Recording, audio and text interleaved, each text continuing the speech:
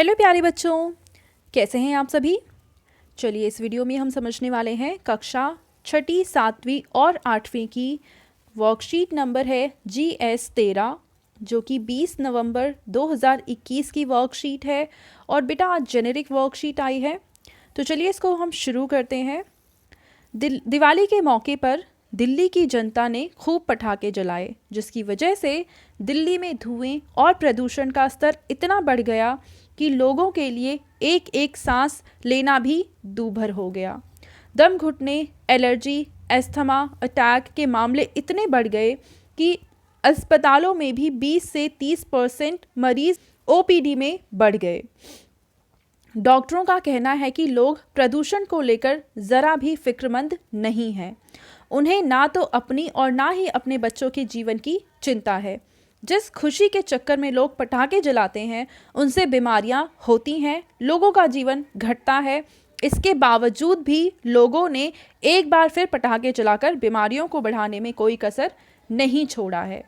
तो बच्चों, हम देखते हैं कि दिवाली के मौके पर अक्सर पटाखे जलाए जाते हैं और बहुत ज़्यादा नंबर में पटाखे जलाए जाते हैं, जिस वजह से प्रदूषण का स्तर दिवाली के बाद बढ़ जाता है और इसके बाद मरीजों की संख्या भी बढ़ जाती है, क्योंकि प्रदूषण से संबंधित बहुत सारी बीमारियां हैं जो लोगों को हो जाती हैं। और प्रदूषण से बीमारियां तो होती ही हैं, साथ ही साथ हमारा जो जीवन है वो भी हमारी जो उम्र नॉर्मल होनी चाहिए थी उससे थोड़ा कम हो जाती है।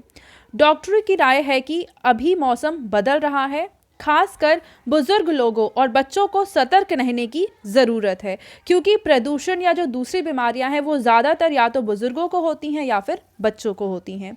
उन्हें बाहर निकलने से पहले यह देख लेना चाहिए कि बाहर धूप है या नहीं, आसमान साफ है या नहीं। अगर आसमान साफ नहीं हो तो बाहर ना निकलें। जब धूप निकल जाए और आसमान साफ हो तभी बाहर जाएं। बाहर निकलने के दौरान मास्क ज़रूर पहनें। भीड़ में ना जाएं। शरीर को ढक कर रखें, क्योंकि बाहर डेंगू के मच्छरों का भी डर बना हुआ है।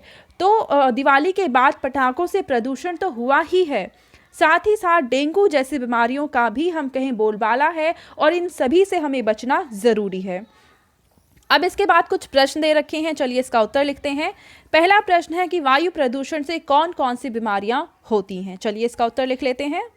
तो बच्चों, आप पहले प्रश्न का उत्तर लिखेंगे दम घुटना, एलर्जी व अस्थमा अटैक। ये सारी बीमारियां हैं जो कि वायु प्रदूषण के कारण फैलती हैं।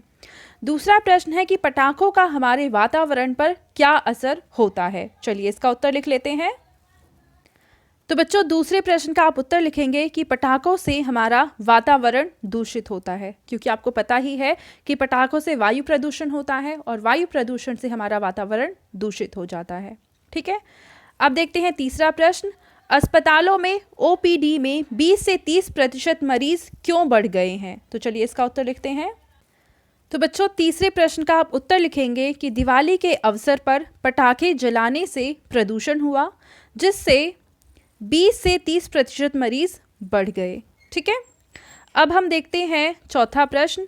इस मौसम में डॉक्टरों की क्या राय है। चलिए इसका उत्तर लिख लेते हैं।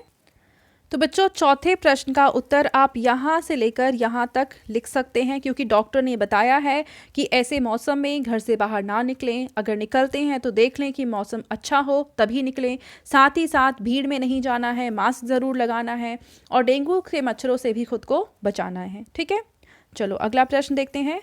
पांचवा प्रश्न है कि वायु प्रदूषण कम करने के लिए हमें क्या करना चाहिए। अपने अनुभव के आधार पर सुझाव दीजिए। चलिए इसका उत्तर लिखते हैं।